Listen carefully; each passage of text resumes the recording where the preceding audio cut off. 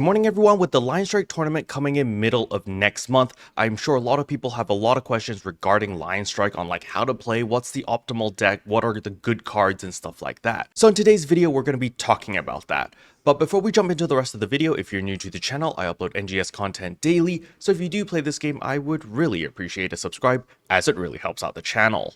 Anyway, without further ado, let's begin the video.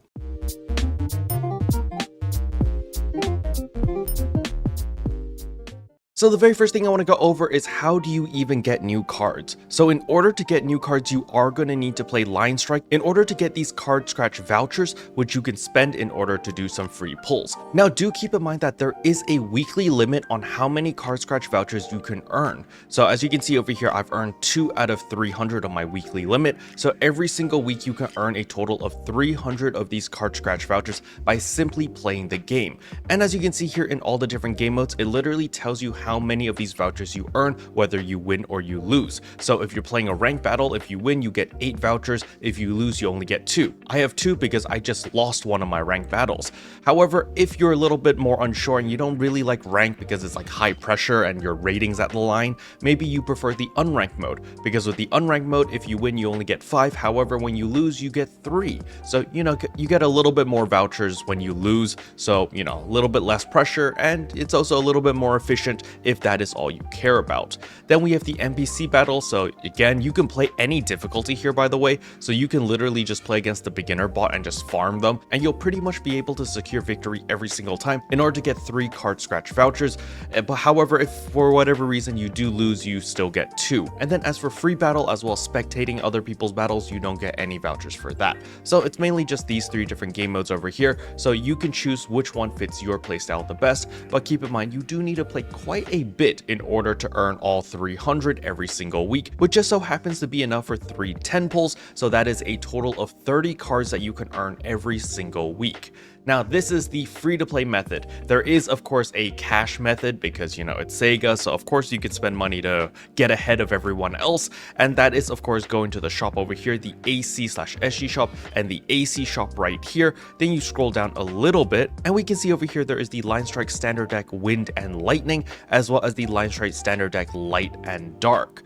Now, do keep in mind that these packages actually give you physical cards, alright? So you're not getting the vouchers, you're not actually buying those vouchers, you're buying straight up cards. They're pretty much pre-assigned decks that you can use. However, of course, you can mix and match and edit it to however you prefer to play, but nevertheless, they are available here for 400 AC each. Personally, I don't really see any incentive in buying these unless, you just want a deck to work with. Because if you haven't done so already, you can come to Victoria over here, which is the card master, and accept task. And she actually has a bunch of quests over here. She has 2 quests right here, which actually give you 200 card scratch vouchers. And these do not stack with your weekly. So technically, you could do both of these, and then you could do your 300 weeklies, and boom, you immediately get 50 cards, which is quite a big deal.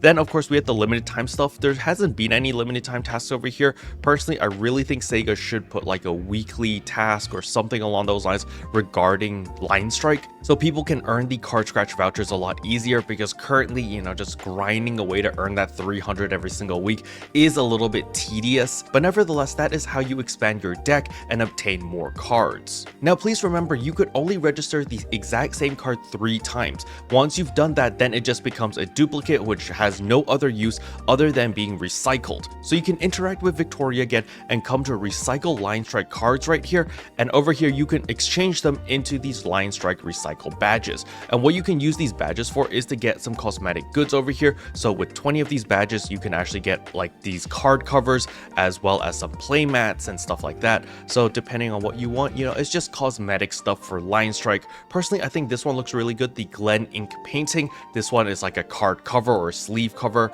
I don't know what SV stands for, but nevertheless, they are pretty awesome. Alright, with all of that out of the way, I'm sure a lot of people are wondering, alright Karo, so now you told me how to get cards, but I need to know how to make a proper deck. Well, first of all, we need to know what cards are available for every single element. As you can see here, there's fire, ice, wind, lightning, light, as well as dark, so there's a total of 6 different elements, and each element have different cards as well as different strengths and weaknesses. I will leave this wiki link in the description below so that you can see every single card. So for example, for me personally, I really like the light cards, and the light cards are mainly support cards which enhance each other. So what you do with the light cards is, let's say that you put down a unit with like 20 attack, and then with a lot of these light cards you can buff that unit and increase its attack even further so that you guarantee that you win a specific lane by debating your enemies that way. So personally, I really like that playstyle. However, it might not be for everyone. I know a lot of people like the win cards because the win cards are kind of like the troll cards. They reposition the enemy cards. So let's say that your enemy is dominating on like the right lane. What you can do with a lot of the win cards is move all of those cards to like the middle lane. So you force the right lane cards into the middle lane where you are strongest, for example, and that way it negates their entire strategy. And so the win cards are kind of really strong in that sense, where you reposition, you debuff and stuff like that.